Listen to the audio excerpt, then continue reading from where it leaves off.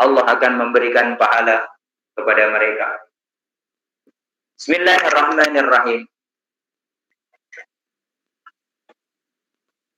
وَقَاتِلُوا فِي سَبِيلِ اللَّهِ الَّذِينَ يُقَاتِلُونَكُمْ وَلَا تَعْتَدُوا إِنَّ اللَّهَ لَا يُحِبُّ الْمُعْتَدِينَ. Allah Subhanahu wa taala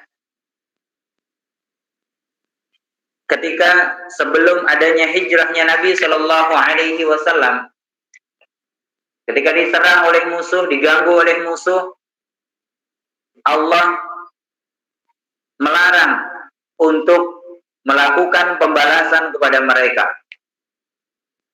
Hal ini diungkapkan oleh Allah Subhanahu wa taala di banyak ayat. Misal di surat Fussilat, Allah Subhanahu wa taala memerintahkan kepada Nabi Muhammad sallallahu alaihi wasallam ketika diganggu oleh orang-orang kafir itu dengan ungkapan idfa' billati hiya ahsan. Balaslah dengan balasan yang terbaik. Atau di surat Al-Maidah misalnya Allah Subhanahu wa taala memerintahkan fa'fu anhum wasfa', maafin. Jadi perintahnya adalah untuk maafkan. Atau wajadilhum billati hiya ahsan. Atau kalau di surat Al-Ghasyiyah itu larangan Allah Subhanahu wa taala untuk memberikan balasan itu adalah lasta alaihim bimusaytirin, kan gitu. Kita tidak berhak untuk menyerang mereka karena kita tidak menguasai mereka. Tetapi kemudian setelah hijrahnya Nabi Shallallahu alaihi wasallam, semua itu dihapuskan. Ini penghapusan saja. Tapi belum diperintahkan untuk berperang, baru sebatas dihapuskan. Ayat-ayat yang tadi disebutkan idfa' billati hiya ahsan dan segala macamnya itu dihapuskan oleh Allah Subhanahu wa taala.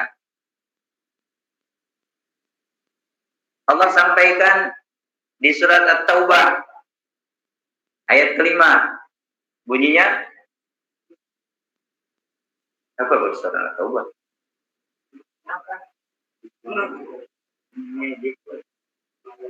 Di sana katakan faqtulul musyrikina haitsu wajadtumuhum. Atau di ayat ke-29-nya Allah Subhanahu wa taala menyampaikan qatilul ladzina la yu'minuna billahi wa bil yaumil akhir. Perangi mereka. Nah, ini ayat-ayat yang menghapus adanya proses pemaafan dari Allah Subhanahu wa taala kepada orang-orang yang memerangi kaum muslimin. Tetapi ulama-ulama tafsir kemudian mengatakan Allah Subhanahu wa taala ayat pertama yang memerintahkan untuk memerangi mereka ini, ulama tafsir mengatakan ada dua. Yang satu ayat 190 Al-Baqarah ini, dan yang satu adalah surat Al-Hajj. Apa yang surat Al-Hajj? Ya. Bukan. Surat Al-Hajj Ayat 39 dan 40 sebelah kanan. Paling atas itu. Udina lilladzina yuqatiluna bi'annahum zulimu. Terus.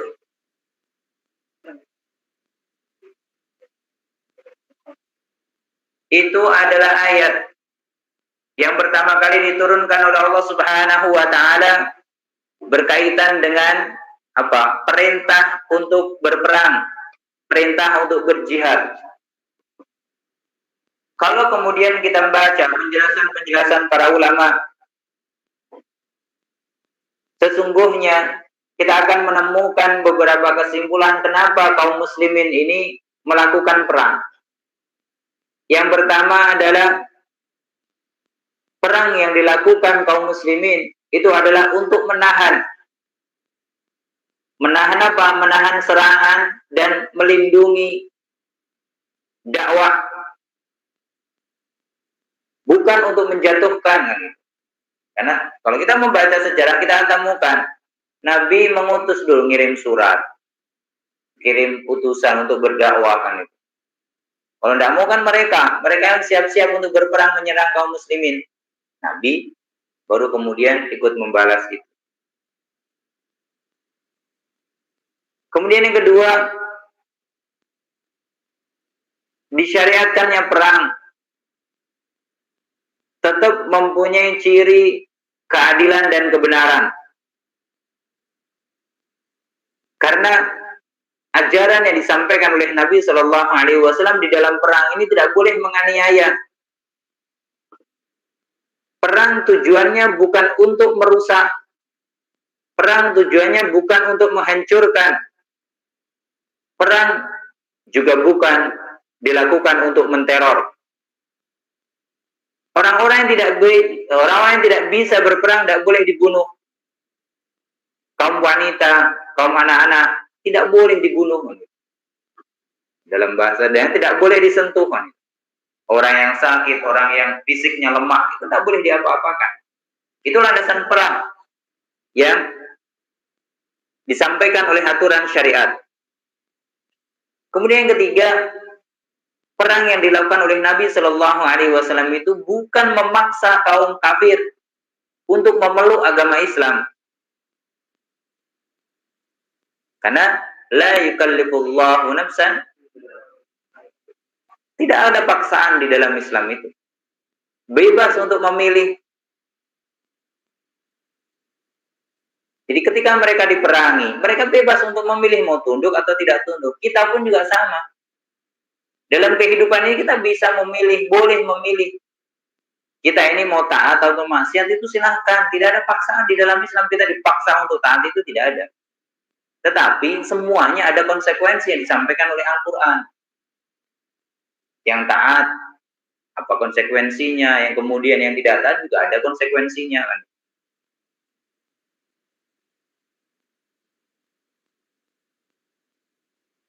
Kemudian yang keempat, dalam catatan sejarah, tidak ada kaum, tidak ada umat, tidak ada masyarakat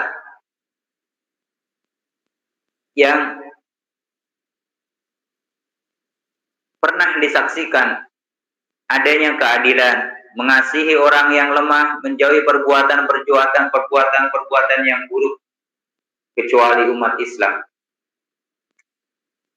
Ini bagian daripada landasan-landasan yang disampaikan oleh para ulama. Kenapa kita dipaksa untuk perang itu? Ya landasannya minimal itu tadi. Nah, tadi ada bahasa al-mansukh, dimansuh. Apakah kemudian benar ayat ini sudah dimansuhkan? Ulama berbeda pendapat dalam hal itu. Ada yang mengatakan itu sudah dimansuh, ada kalian yang mengatakan itu tidak dimansuh. Tapi Ibnu Abbas mengatakan, juga Umar bin Abdul Aziz dan juga Imam Mujahid mengatakan ini adalah ayat-ayat muhkamat. Artinya hukumnya itu berlaku, dia tidak dimansuh, dia tidak digantikan. Karena perangilah orang-orang yang memerangi kalian. Lawanlah orang-orang yang memusuhi kalian. Dalam artian secara fisik kan. Bukan secara tidak fisik kan. Kalau tidak fisik, kalau sebatas diomongin orang di dalam Islam ini santai aja. Bebas untuk memilih. Terlebih nanti misalnya antum jadi tokoh-tokoh agama masing-masing. Jadi ketika mereka diperangi, mereka bebas untuk memilih mau tunduk atau tidak. Biasa ngomong, cuma diomongin orang biasa-biasa aja kan. Nah, ini pendapat yang kuat bahwa itu tidak termasuk. Kemudian Islam mengajarkan kepada kita bahwa jaminan keamanan bagi siapa saja yang berlindung di tanah haram. Artinya tidak boleh menumpahkan darah. Apa kalau di surat Al-Imran itu? Barang siapa yang memasukinya maka amanlah dia. Ini jaminan keamanan dari Allah Subhanahu wa taala kepada siapapun orang-orang yang masuk ke tanah haram itu, maka mereka akan dijamin keamanannya. Wa ja'alal baita mathabatan lin-nasi wa amna, kan gitu. Dijamin keamanannya. Nah.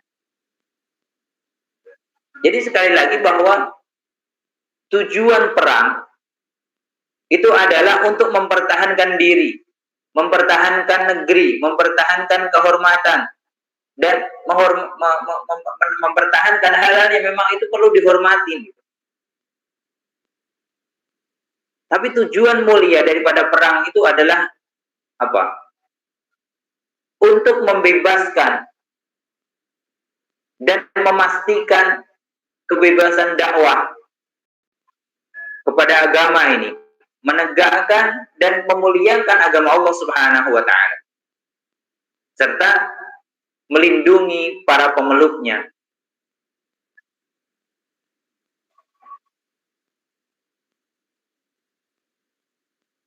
Walaupun ada hadis Nabi Shallallahu Alaihi Wasallam, Nabi pernah mengatakan, umirtu an uqatilan nas hatta yaqulu la ilaha illallah. Aku diperintahkan oleh Allah Subhanahu wa taala untuk memerangi manusia sampai mereka mengucapkan kalimat tauhid la ilaha illallah. Maka ulama-ulama mengatakan bahwa sebab adanya peperangan itu karena kekafiran. Makanya tidak boleh ada lagi fitnah, tidak boleh adanya kekafiran, tidak boleh adanya kesyirikan. Selama di tanah haram itu terjadi kemusyrikan, maka itu boleh diperangi. Nah, perang juga untuk memperoleh kembali hak yang sudah dirampas. Maka tadi ada ungkapan, barang siapa yang menyerang kalian, maka perangilah, balas peperangan itu. Artinya boleh kita melakukan kekerasan itu untuk mengambil hak kita yang sudah dirampas itu, boleh kemudian kita pakai cara-cara kekerasan juga seperti yang mereka lakukan. Walaupun dengan segala cara, tapi jangan sampai kemudian batasan-batasan yang disampaikan oleh para ulama itu jangan sampai kita disebut sebagai pencuri, jangan sampai kita disebut sebagai perampok ketika mengambil hak kita yang sudah dirampas tadi. Harus dengan cara-cara yang benar juga kan. Makanya ulama-ulama mengatakan barang siapa yang menghalalkan darahmu, maka darahnya pun menjadi halal bagimu. Tetapi harus dengan keputusan hakim, jangan dipotong di situ. Ketika harta kita dirampas, kita boleh mengambilnya, tapi dengan cara yang benar. Atau ungkapannya ini mengatakan kalau ada yang mengambil hartamu, ambil hartanya sesuai dengan hartamu yang diambil, tidak boleh melebihi. Ya tadi batasannya jangan sampai menjadi pencuri. Barang siapa yang mengambil kehormatanmu, maka ambillah kehormatannya. Yang penting ada batasannya, tidak boleh melampaui batas tadi. tidak boleh menyinggung tentang orang tua, tidak boleh menyinggung tentang anak-anak, tidak boleh menyinggung tentang kerabat kan. Tidak boleh berdusta. Nah, itulah yang diajarkan oleh Islam kepada kita agar keadilan itu ditegakkan. Sekali lagi, peperangan itu bukan untuk menunjukkan siapa kita, tetapi untuk menegakkan, membebaskan dakwah agar dakwah ini bisa dianut, agar Islam ini bisa tegak, agar Islam itu bisa mulia di dalam kehidupan kita berbangsa dan bernegara. Allahu a'lamu bishawab. Ya Rabbi bil Mustafa balligh maqasidana waghfir lana ma madha. Ya Rabbi bil Mustafa balligh maqasidana waghfir lana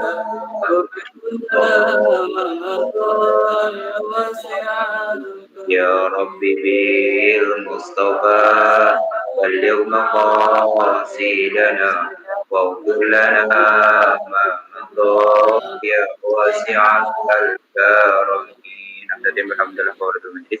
Alhamdulillah rabbil alamin. Subhanallah bihamdihi asyhadu an la ilaha illa anta astaghfiruka wa atubu ilaik. Apakah di surat Al Imran itu? Barang siapa yang memasukinya maka amanlah dia. Ini jaminan keamanan bagimu. Tetapi harus dengan keputusan hakim yang dipotong di situ. Ketika harta kita dirampas, kita boleh mengambilnya, tapi dengan cara yang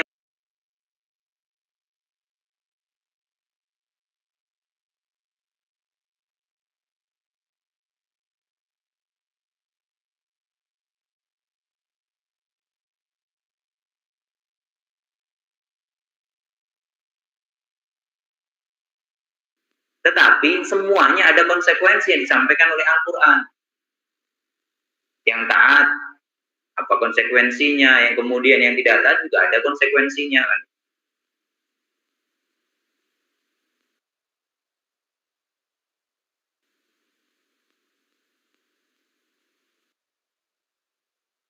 Kemudian yang keempat, dalam catatan sejarah,